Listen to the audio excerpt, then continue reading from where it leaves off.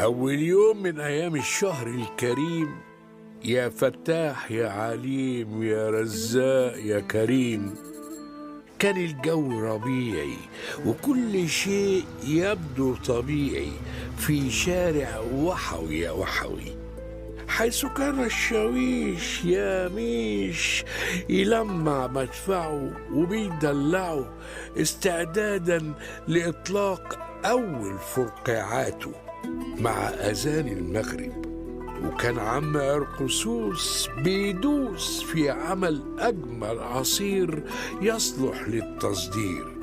وفي ذات اللحظة التي كان عم ألوان الكنفاني يدير يده بكوز الكنافة اللي طعمها خرافة، دوى صوت أعلى من صوت مدفع رمضان. كنافة قطايف يا علواني بسرعة ابعت الكنافة والقطايف للست رحمة وارحمنا من السويد ده. هو ايه يا ست رحمة، انا طلعت لك 2 كيلو كنافة و2 كيلو قطايف من صباحية ربنا، ولو عايزة الكنافة بتاع الشهر كله هطلعها لك، بس اهدي انت بس وهدي اعصابك كده. كنافة ايه وقطايف ايه؟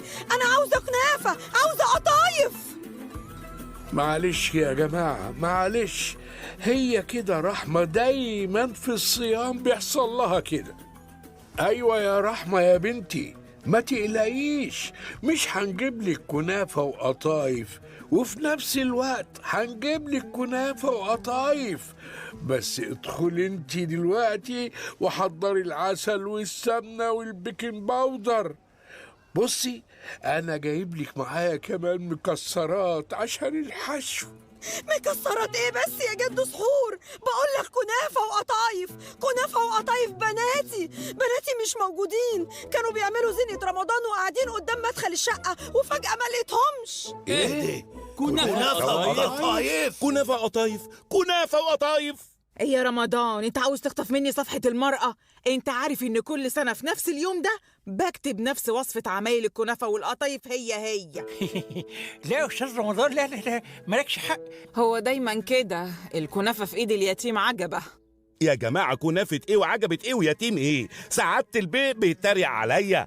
رئيس تحرير يا عم عادي، ما هو ياما بيتريق عليا. لا يا سيدي، ده 1,000,000 مش عاجبه التحقيق اللي انا كتبته عن مصانع لعب الاطفال بتاعته، وبيقول لي مالك انت بشركاتي، انت كبيرك تكتب عن الكنافة والقطايف، انا يقول لي كنافة وقطايف. ومالها يا اخويا الكنافة والقطايف؟ احنا كده